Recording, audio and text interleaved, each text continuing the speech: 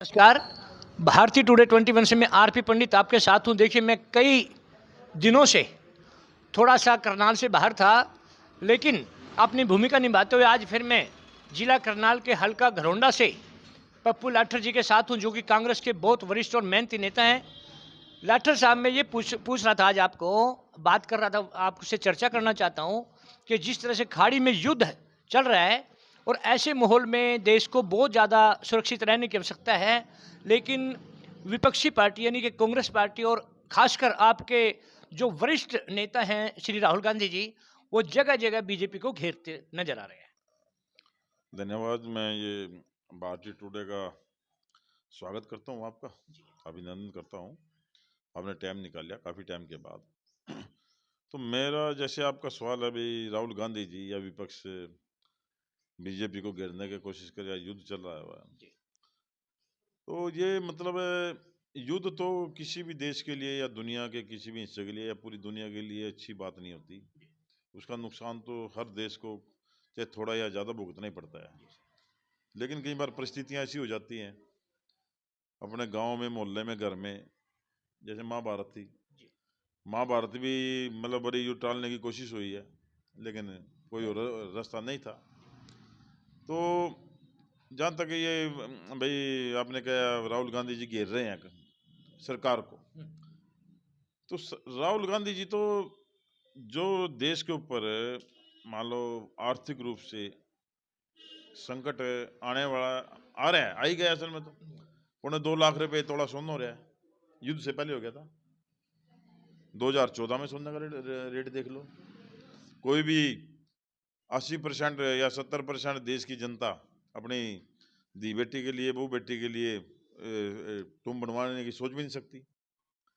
तो जो राहुल गांधी जी बात करी थी, इन्होंने जितने भी मुद्दे, जैसे मैं नोटबंदी के ऊपर बोलिया था, या जो भी मतलब इन्होंने कहा था भी, ये मतलब जो भी इन्होंने इंटरनेशनल डील करी है मोदी जी ने, वो सारी की सारी बातें सच साबित हो रही हैं।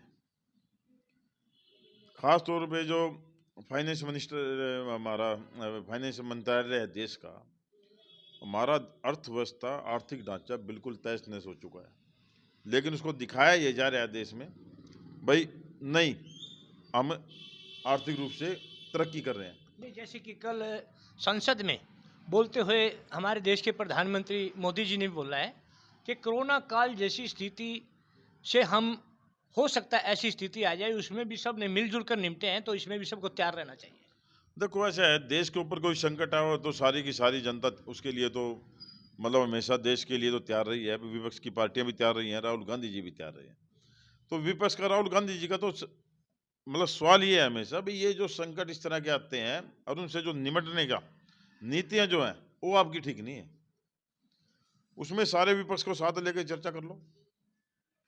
अब ये जो युद्ध हो रहा है, इसमें मतलब सरकार का स्टैंड साफ नहीं है।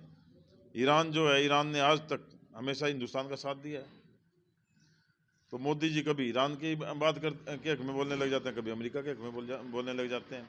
जो हमारा सिंदूर ऑपरेशन हुआ था पाकिस्तान के खिलाफ, वहाँ से वो 4-5 दिन जो चला था, तो ट्रंप ने हर रोज हिंदुस्तान की बेइज्जती करी है। वो कहते हैं मैंने युद्ध बंद कराया है। इधर मोदी जी और मोदी जी की सरकार कह रहे हैं भाई हमने बंद कराया है। तो राहुल गांधी जी ने विपक्ष में की बात उसमें संसद में पूछी थी, भाई आप दोनों में एक झूठ बोल रहे हैं, या तो ट्रंप झूठ बोल रहा है या मोदी जी झूठ बोल रहे हैं। आप मीडिया में आओ और मीडिया में कहो भाई ट्रंप आप झूठ बोल रहे हो, आपने थोड़ी बंद कराया, युद्ध तो हमने बंद कराया। एक दिन भी हिम्मत नहीं हुई है। अभी ये ट्रेड डील हुई है जौन सी, इसके बारे में कोई चर्चा नहीं करवा रहे हैं संसद में, भाई इसमें क्या क्या कौन कौन सी मतलब फसल आएंगी, कौन कौन से डेयरी के प्रोडक्ट यहाँ से जाएंगे आएंगे, कितना वो टैक्स लगेगा, कितना देना पड़ेगा, तो कोई चर्चा नहीं है।